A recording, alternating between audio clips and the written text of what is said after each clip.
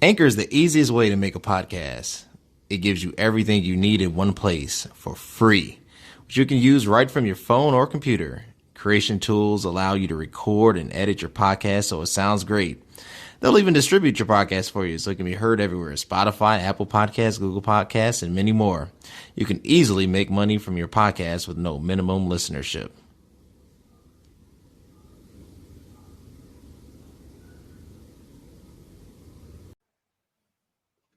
All right, welcome back to another episode of It Is What It Is podcast. I am your host, Cody Kelly. I am super excited, super excited about this. Because it's Monday. It is one of my favorite days of the week because I can get back into the gym.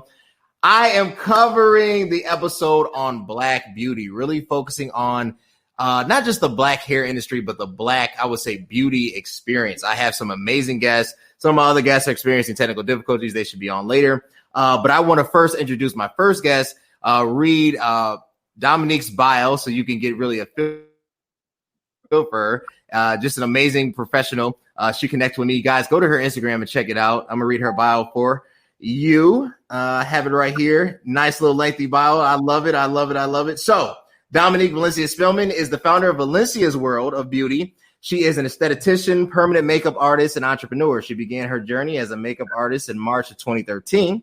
She has received her license as an esthetician to expand her service menu and offering essential services for women that include body waxing, brow wax, and tint, eyelashes, as well as makeup artistry classes, special occasion makeup, photography makeup. In 2019, she received her certification in permanent makeup artist, which has become one of her new passions in the birth of her new business, Browtastic Beauty. In addition to her services, she has created an online store by the name of Drip and Glam to give women the option to purchase glamorous accessories to accent their overall look. Today's Dominique continues to provide services that cater to women who want a natural and classic look. She believes that offering a memorable and professional experience to her clients is what sets her apart in the beauty industry. And then I have with me as well another amazing guest, Bria Nicole Minor. Her bio, she is a licensed hairstylist, graduate from John Amico School of Hair Design in July 2019, currently owns her own salon/barbershop. So I need to pay her a visit, even though I don't have any hair. But if she could do a man weave, we need to talk. Specializes in natural hair and silk presses. Welcome to the show. How are you guys doing? Good. How are you? Good. Doing well. Super excited about this one. And then I see one of my other guests, Sam. Thanks, Sam, for jumping on. I was wondering when you was going to just jump in here, but it is excited to have you. Can you hear me, Sam? All right. We'll just keep going until Sam gets his camera and things going. So, look, Black hair industry is one of the most growing hair industries in the U.S. economy. Let me read some of these statistics. I was doing some of my research. Mental, who is basically a company evaluator, right, in 2018 did a financial analysis, so to speak, on the Black hair industry, found out in 2018 that the Black hair industry globally is worth $2.5 billion.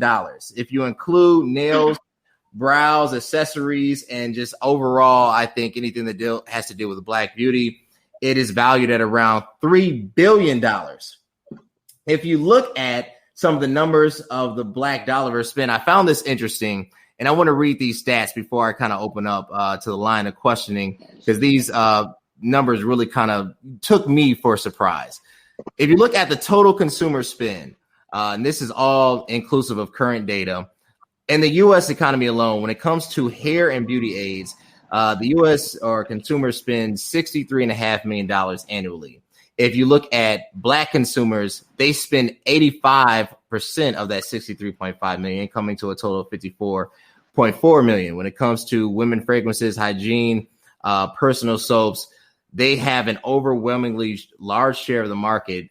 To sum it up, you could say that the majority of the income in the Black community is spent on hair. Some of the other interesting facts is when you look at what is spent on food, we are actually in the minority in that instance. So I think that is great. Sam, welcome. He's also a barber, a Chicago barber. Sam, I appreciate you being on the show. Hopefully we get settled and get you going. I see you walking over there. But when it comes to it, I want to start with you, Dominique, and then I'll basically give this to you, Bria. Why did you get into this beauty industry? What propelled you to get into this? Well, I started, technically I started in beauty when I was 9. So I started doing my own hair. And I just started doing like cousins, things like that. And when I got older, I wanted to do cosmetology when I went to high school, but it was so saturated with students that wanted to get into cosmetology, I wasn't able to get in. So I went to cosmetology school after high school. And at that point, I had been doing hair for so long that I was kind of burnt out at that point. So I got maybe 500 hours or something like that. Sure. And I transitioned from doing hair to the aesthetic part of it, the skincare, the makeup, things like that. So that's what inspired me to get into the hair industry, is just me being as a child, playing in my own hair, doing my doll's hair, things like that. And I really, really fell in love with hair at that point. Awesome. Bria, why did you fall in love with hip hop? Why did you fall in love with hair? What's going on here? So I got into the beauty industry when I was 15 years old.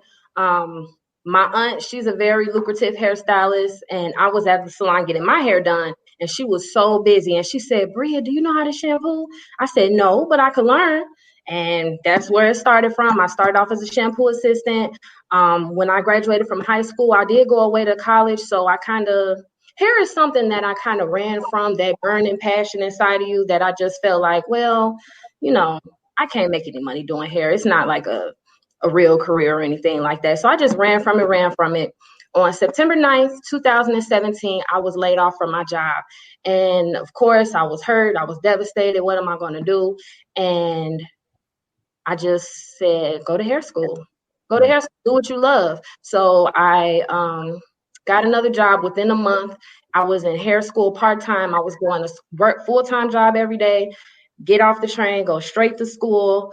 I got my certification in a year and a half, took the test, got my license. I have my own salon now. It's the barbershop in the front, and my personal salon suite is in the back. And I just overall love making women feel beautiful about themselves. We're also therapists too, so just listening to their problems and helping them out, letting them see my light, doing the best I can, making them feel beautiful on the inside and outside. Awesome. Sam, can you hear me? Let me unmute my brother right here. Sam, can you hear me? He's still getting his, I'm going to hit Sam up in the chats. Look, let me tell you about my experience. So my mother would get her hair done on Friday nights. She'd come home from work. Saturday was date night for my mother and father. She would get her hair done on Friday nights. I had the unfortunate, or I don't know if unfortunate is the word, but I had to go with her because she would pick me up from my grandma's house, drive me all the way to the city, which I did not enjoy. I would have to sit in a beauty salon while she's getting her hair done. Couple things. First of all, it takes forever for women to get their hair done. The second thing is it exposed me to a lot, right, of going on. Mm-hmm. I didn't mind going to the barbershop with my dad because that was just a totally different vibe as well. But it showed me how much detail is put into the black hair experience, not just the black hair, but black beauty as a whole. So I want to go there. With this revenue, when you're talking about a $3 billion empire globally, right? Even in the UK, the numbers are estimated around something like 88 million euros, so that equates to about 100, million US dollars just in this specific niche. What is the future of black beauty? And I'll start with you, Dominic. What's the future of black beauty? Well, beauty, the beauty industry evolves every day. It's always changing. So, but history always repeats itself. So from back in the day, Madam C.J. Walker to now, we saw how products has changed, how techniques on how to achieve certain hairstyles, even brows. People are getting ombre brows, which is a tattoo. So even from that, being different from the technique, making it look more natural as opposed to just looking like Angry Birds. You know what I'm saying? So everything is changing. So I could see the future of beauty, the beauty industry being more even automated. You know, you may have machines in the future that's washing people's hair, you know, because they're trying to replace human beings with machines now. So I can see, because we are surrounded by technology, I can see our beauty industry entering into that realm as well. Bria, is there a push on your end? Are you seeing the introduction of automation of robotics basically taking place over, like, you no longer need a washer, right? You'll have a robot to be able to do all the integral work. Is that a real threat toward this industry? I personally don't feel like it's a threat. I do see it. People try, you know, it's starting slow with the booking sites and this and that and online, everything's a website. But I think there will always be a need for a hairstylist and a barber. It's only so much a machine can do. I'm not too threatened about it. I do believe they probably will try to move in that realm, but there's some things machines can do. Awesome. And I personally feel like hair is one of them. Sam, you with me now? What's going on, man? I'm sorry. Hey, I appreciate your effort, man. I saw you struggling. Man, I had to go outside and everything. I was like, oh man, they're going to think I don't know what I'm trying to do, and I'm on my phone. So I kind of forgot. I didn't forget, but I tried to go to the gym first. Yeah, I got you. And I was like, so I'm still at the gym. I'm like dressed for. I don't know if y'all can tell, but I'm in the gym. But you're good. You're good. I can see you in the locker room as long as nobody comes, you know, and sees you, whatever. So no, we're good. You're a barber, Sam, and I can vouch for you. There are few barbers that I'd really vouch for. I'm talking about real skill. You, my boy Devin Walmack, Dre Lewis. You know what I'm saying? Real clipper talent. But there is an evolution in black male. I don't want to say beauty. That might not be the appropriate word. But beauty, let's say beauty, right? Handsomeness. Right. Man, handsomeness. What is that growing trend? You know, when I was coming up and I had hair, you know, it was just about trying to get waves. But now, you know, there's all types of styles, you know, and now you have the introduction of the man weave. So what are you seeing out there? All of that and the above. So at some point me and you have actually talked about this during the install. Like I see there's a market there for sure. Yeah. I'm trying my best to erase that stigma that men shouldn't get that, because hair is a big industry in of itself. And to tell a guy that, oh man, you shouldn't get that because that's only a woman's type of thing. It's all about enhancing, making yourself feel good about yourself. Right. Enhancing something, making you feel more confident. You know, we don't want people walking around with low self-esteem or poor self-image. So if someone wants to get something on their head that makes them feel like, oh man, I feel better about myself, I'm gonna do that. You know what I mean? Like the evolution of hair is it's just with the times. We got I call it the nappy look. I don't know, everybody, you know, they don't like that word, but like that natural curly look on guys, that's probably one of the most trendy things. You still got guys that like waves. You still got guys that you got the locks, and you got just the on top braids. It's so many different types of styles. You got to try. I try to make the experience not necessarily like the beauty shop, but I kind of want it to be that entire experience. Like women they're satisfied in a different way. Like they are relaxing. The beauty shop, they talk, but like it's a lot of soothing, relaxing things. And the guys kind of get some of the same thing. I still go to my own personal barber. I don't like cutting my own hair. That's just how I feel. But like it's a relaxing, kind of mellow, chill vibe, and that's why I try to bring as a barber. Like man, sit back, relax. You ain't got to worry about nothing. I'm hooking your hair up. Yeah, and that's it. Is there let me say this. Let's take it up a notch. So the reason why Sam and I discussed this possible install of a unit, because I got tired of people confusing me with my grandfather. I love my papa to death. God rest his soul. We're not the same person. I don't need somebody coming up to me like, Bishop, I'll be like, hey, you know, it's just an awkward feel on my end. You know, I like it. My wife likes the bald head. It doesn't bother me, you know, but I do miss having something up here, right? Right. But is there controversy when it comes to black hair, right? There's certain do's and don'ts, these things that are taught. And for whatever reason, you know, it has been expressed. Now you see kind of more like the Cam Newton type style, right? Mm-hmm. Where 5 years ago, that would have been a no-no. And 10 years ago, definitely not, right? So I'll start with you, Sam, then Dominique. Are there do's and don'ts, or are they, let me rephrase, are there phobias in the black hair or the black beauty industry? And I'll start with you, Sam, Dominique, and then Bria. I like that a little bit better. It is definitely still phobias because I have a client currently that he doesn't like to wear his full beard, right? Like I'm a beard guy, obviously I got a beard, and like he's like, oh man, I got to cut it off because I got an interview, or I got a guy that like he wears the natural curl. Oh man, I think I need to cut it off because I got an interview. What like that is a phobia. Like why do I need to change my outward appearance as long as I can do the job correctly? You know, that has a lot to do. It's a little bit more in depth than just phobias. You know, it has a lot to do with our heritage and how upbringing and slavery and things of that nature. But we as a people, we actually feel that way. Like they feel like as though I need to look a certain part so I can get this kind of corporate type of job.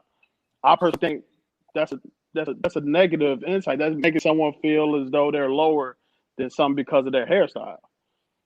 That's just my look on it. That makes sense. Dominique, is there a phobia? I know you and Bria, and I'll throw it to you next. You deal with a lot of different personalities, a lot of different circumstances. Is there fear? Is there like, I would get this, but I'm afraid that my job might think this looks ghetto or something like that? Is there fear or is there a phobia in the black beauty industry? Yeah, it's definitely phobias. My personal phobia is tackiness, but I mean, some people may think one thing is tacky and then others may not think it's tacky. Like, for example, lace fronts. I've seen people with natural looking lace fronts. I mean, it's only so natural you can make a lace front look. However, I've seen people where you could see where the hairline is and you can see it very, very well. Or it's a bunch of makeup on it, it's a bunch of cake, and it's a lot of glue, and you can just see it all just pressed in, and it looks tacky to me. But some people may think that big hair is laid to the side. But me personally, I feel like things should look flawless. It should look natural. And like I said, I've seen people with lace fronts that looks really natural and melted to the scalp, and then I've seen people that it's like, okay, I can see that, and I can tell that you have a wig on. Also, like people that choose to wear like gold hair, purple hair, I do feel that if you're going to an interview, things like that, you should use things with discretion. So if you're going on an interview or you're going to work and that's not appropriate, I feel that you should be mature enough to say, hey, let me not wear this style because I have a interview coming up, or my job is not requiring me to look this way. They want me to look this way. Then you should do that. And maybe on a weekend when you go out with your friends, you can be your free self and say, hey, I want my hair to be yellow Saturday. I want my hair to be green. But when you go back to work, it should be brown or whatever, a natural looking color. So yeah, definitely it's phobias out here, and that's just my personal opinion. I get you. Bria, I like that. I mean, that makes a lot of sense. I've seen a lot of different hairstyles, a lot of things that have been very noticeable. Phobias, one of the laws that has been championed by like Ayanna Pressley, Congresswoman AOC, Rashida Tlaib, others who have fought for the right of Black women to wear their natural hair. I believe it's the Crown Act or the Crown Law. Has this become a topic of discussion, right? Like when somebody comes to your shop and says, Bria, I want this, but I don't know if my job would receive this. Is there pressure to conform to a image of what beauty should be versus what beauty is? Absolutely. I have several clients that just don't feel comfortable if they don't have weave in their hair. They don't feel comfortable, even if their natural hair is beautiful. It's just, I guess, what women want. And I agree with everything that I've heard so far, as far as even those clients that want to keep it professional, Sometimes want to go outside of the box. And also with what Dominique was saying, when I was in school, we learned about face shapes, oval faces, diamond faces. You have to do, hairstyles that are appealing to your face shape, your body size. So all of that type of stuff does go into effect, and it can have a negative stigma, I guess, on what a woman should look like. And then we also have social media. We have magazines of telling us what beauty is. And I personally think that's why the beauty industry is so lucrative financially, because women see these things and they want to look the same exact way. That makes sense. Talk about that beauty, Bria, and then Dominic. Now I'll throw it to you, Sam. Tell me about that, the beauty that is supposed to happen. Me, I I don't really. I mean, I don't know if I have a preference. Like my wife, she can pretty much get anything. I don't really care if she has weave. I like her natural hair personally. If she was bald and looked like Amber Rose, it wouldn't bother me. I never put value in it because I thought that it was like superimposed image. It wasn't what was natural, right? And I saw a lot of gravitating toward this imagery that is false. I think Black women, especially when it comes to their natural look, is untapped potential, right? Its beauty is amazing. So tell me about that, right? So like, what is the beauty standard?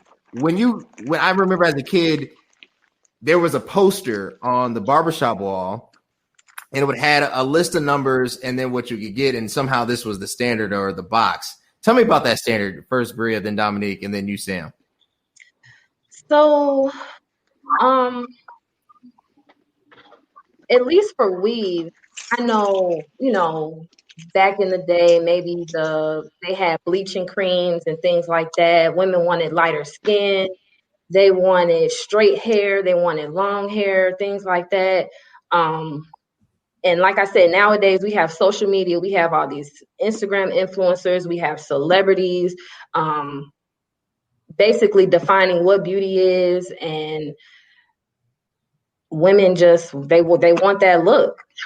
They want that look, and they will go through anything to achieve that. But it's just, at the end of the day, you just have to have self-love, and you have to embrace yourself. And it's just know that beauty is in the eye of the beholder, basically. Awesome. Dominique, so that look, what is, and I've seen it. I've seen the Instagram look. Is that the look that they come in and say, I need to be this, right? What is that look? Yeah, I mean, me being a makeup artist, definitely people come in and they bring pictures and they say, hey, this is what I want my makeup to look like. Or this is, because I still dibble and dabble in hair too. This is what I want my hair to look like. And I'm looking like, sometimes people think things are, I'm trying to see how to say this. They think that you can transform them into this individual. Yeah. And a lot of times it's like, well, for example, if somebody come in with pencil thin brows, they want me to make their brows look like they're full with hair. I'm like, well, I'm not a plastic surgeon, but I can achieve that similar look with tint or with a tattoo, but right. Everybody is not in that position to say, hey, well, let me go to that extreme to get my eyebrows tattooed. They may not have the money for that. They're doing transplants now where they're taking hair from the back of people's neck or whatever, and they're transferring it to the face and creating hair for people's brows, So everybody don't have the money for that. You know what I'm saying? But they want that look. So they come in and they think that we're supposed to create a miracle and make it happen. But then when you say, well, this is what this is going to cost, then they're, oh, well, that's too much, So it really, yeah, everybody, I ain't going to say everybody because, as far as social media, I know that people look at it like, oh, well, look how she looks. I want to go to her because she got the Gucci bag and her hair is long and, her face beat to the God. They looking at that look like, I want that look, but you don't look like her. You're not her. So you have to get something that complements your look. Get something that, not saying that you can't wear long hair. Anybody can wear long hair, but don't think that people have this imagery in their head that they're going to look exactly like that person. Like when they bring in a picture and say, hey, I want my makeup done like this, I can create that look. However, is it going to look right on you? Or are you going to think that's too much? Because what we see on Instagram, Facebook, is not what you see in real life. Because when you see those people in real life, up close and personal, it's way too much, because those are for photos. Those are for pictures. So if somebody come in and say, I want my face done like this, all right, do you know that's a photo shoot? Her makeup is super heavy in order for her to look like that on that picture. I can make you look like that, but I can make you look like that for everyday look. But if you're doing a photo shoot, then I can go all out and do all, you know what I'm saying? But some people personally like that over the top, that Instagram look every day. I'm not knocking people that do that. But when you go into the grocery store and you're looking like that, people will be like, whoa, where is she going? You know what I'm saying? So, it just really depends. Depends on the person. Depends on the person. I want to throw this, and I see Sam's having some technical difficulties. I want to throw this. Got two more questions. One of our audience members, the attorney Elliot Powell, says there's still a desire for African Americans to appeal to the quote unquote white community. I guess to interpret that, is there gentrification even in your industry? Right? Like, is it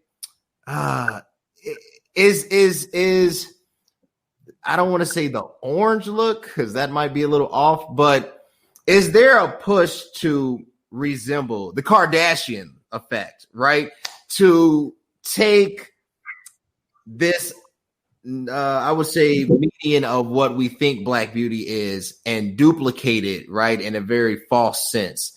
Do you see like kind of external pressures, like if because I remember growing up in the suburbs, growing up in Orland Park, predominantly white, they wouldn't get weave, they would get hair extensions. It's kind of like the same thing, right? So is there a push for gentrification even in your industry? Is that a question for me? Yeah. Well, I would say yes, because like the Kardashians, for example, I'm not going to say she brought this out, but she's the one that inspired this whole highlighted look under the eyes. Okay, so it was this yellow setting powder called banana powder, and everybody wanted to wear the banana powder. Everybody wanted this highlighted effect under their eyes. Then after everybody started wearing that, it made some people look like clowns, because it don't go with your skin tone. Okay, It doesn't go with your look. It fits Kim because she had a professional makeup artist do it. Okay, she had a professional makeup artist that knew what they were doing to do this. So then you had the African American girls, dark skin like me, Rhea's skin tone, that wants to do the banana powder. And now when you take pictures and the flash come on, now you're looking like, really scary. And, yeah, I do feel like, people have that, that desire to want to look like people like him. They want to look just like her. They want to look like Kylie Jenner. They want to create that look, and then when they do, it doesn't look right. Don't look right. So you have to, be able to use products and do things that complement you. Right. Okay. But yeah, definitely, and then I'm going to say this too, even with the white community, they desire things from the Black community as well. They want to wear their hair with the locks and things like that. So we're not going to just say, oh, Black women want that white woman look. Right. Oh, black women want to have the long hair, the long white Caucasian texture. They want that look because you have some Caucasians that want the texture of African Americans as well, as far as the lock look, things like that. So yeah. That makes sense. Sam, you with me, bud? Man, yes, I am. I am so sorry. You're There's a good. lot You're going good. on over here. I see you're moving. When I make, do I enter? No, go ahead. I'm listening. As a barber, is there a push or is there a push toward a different beauty standard that may not be of one's culture? Is there a push for gentrification? Like if you come in and say, man, I want that Justin Timberlake look, right? Like it was just fine. You can have whatever you want. But do you see that on a barber's end?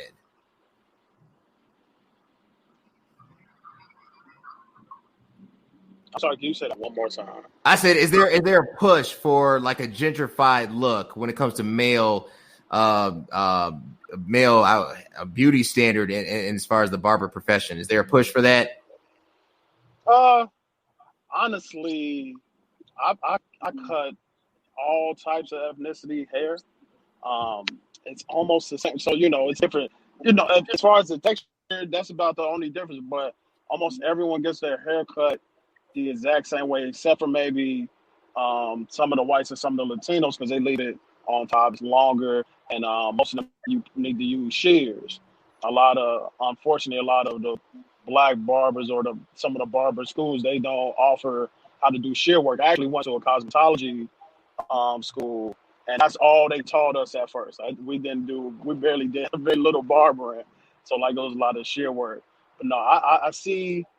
Across the board, I see a lot of the same level playing field. I've seen it going to the extreme in the sense that I've seen like some Asians and some Latinos and some things that they do rubber bands to try to nap their hair up so they can get the curly look. Those are a little bit extreme, but like everyone, like I don't want to say it's a copycat, but like some people are authentic and some people aren't. Some people they look better with certain looks, some people just don't. It's all about preference. All about preference. Briaz, for that preference, do you feel pressured? And it's fine. The client has the right to choose whatever look that they would like. They're paying for it at the end of the day. But is this push organic, or is there like, I want to look like this, right? Yeah, it's like that. The client, they'll show you a picture and say, I want this. But I agree with what Dominique said earlier. Sometimes you have to even just gracefully decline and bow out and just say, you know what, type of hair that you have, I understand this is the style that you want, but we will not be able to achieve it due to X, Y, Z, or for whatever reason. Because like Dominique was saying, we do change lives. We care or aesthetics or whatever we do, but we're not magicians. So I don't know about it. No, absolutely agree. People love to show you pictures. Like, hey, I want this right here. And I've gone accustomed to doing this. I'm like, okay, man, and I don't mind pictures. Right. I don't mind them. But I always I'm like, just know that person on there, that's them. And you gonna look like you after I'm done. So I'll get as close to the style that you want me to get to. I got you. I get like weird, like the mohawk. I want to look just like this. No, man, I'm not a surgeon. I'm just I'm gonna get you to where I think you need to be, but you still gonna look like you at the end of the day. So I always tell people that I love pictures. I don't mind them, but just know that you still you when you get out of my chair. You still you. Look, I appreciate you guys. What's up, Dominique? Go ahead. I wanted to add to that too, because people, they ask for something and they think they want it until they get it, and then they don't like it on them. Just like with makeup, I've done, people that show me pictures, it happens so much. Like, I want my makeup just like this, and then I do it, and then at the end, they're like, oh, this is too much. Well, you showed me a whole full glam. You said this is exactly what you want, and I gave you exactly what you wanted. And they're like, oh, well, it's too much. I had that happen with a client. I had to take it off 3 times. Ooh. And it got to the point where I said, well, ma'am, listen, I'm a professional makeup artist. You could have did this yourself, you know? So it happened. It happens a lot. Yeah. That, oh my God. I can only imagine. I can only imagine. Having to take it off. Never. No, I can't help you. You're going to have to live with that look, sweetheart. I'm like, you got to live with this today. You got to live with it. This is you from now on. Look, I appreciate you guys. I appreciate you guys being a part of this. I know I told you, 30 minutes. I kept you over by 5. Bria, where can they connect with you? What are you doing? Where's your shop located? Where can people hit you up? My shop is located in Stager, Illinois, 432 West 34th Street. It's called Access Granite Hair Studio. I can be found my Facebook is Bria Nicole Minor, Instagram, Lavish Styles by Bria _. Awesome. Dominique, where can they connect with you? Where can they find you? Well, I'm on Instagram at V like Victor _ World Beauty. Also on Facebook, Valencia's World of Beauty. And I'm located in Morgan Park, Chicago, right off of 114th and Vincennes. And my website is www.valenciasworldofbeauty.com. Awesome. And Sam the man, you driving? I know. Where can they find you right now? Where you on your way? I'm trying. So you can find me on Instagram and Facebook. So Instagram is SJP _ EST 1988. Sam J Passion at Facebook. My own personal shop is on 82nd and King Drive, and I also work at another shop in Dalton, 97 Barbershop. That's located 15033 Woodlawn Avenue in Dalton, Illinois. Awesome. Look, audience, connect with these individuals. They are amazing. Just hairstylists and beauty aestheticians, just amazing, just makeup artists, amazing, just talent.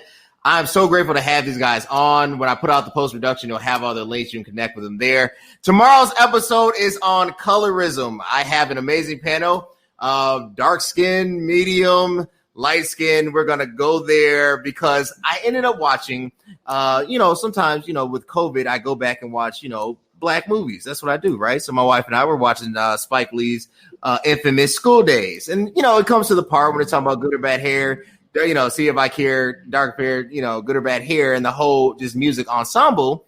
And I realized, man, this issue of colorism has been an old issue. It's an ongoing talk, right? So we're going to go there tomorrow. We're going to talk about it. What it's like to be light skinned, what it's like to be dark skinned, what it's like to be brown skinned. I have experienced a great deal of insight of being light skinned in the world of America. So let me in on that one too. Let me know. I'll send you the link. But I look forward to. I thank you guys again. Connect with these great individuals. You see them. Dominic has their Instagram page up. Sam has his Instagram page up. Bria's on Instagram. Hit her up. I love you guys. Till next time. Thanks. Thank you. All right, y'all. Thanks for having me. Thank you.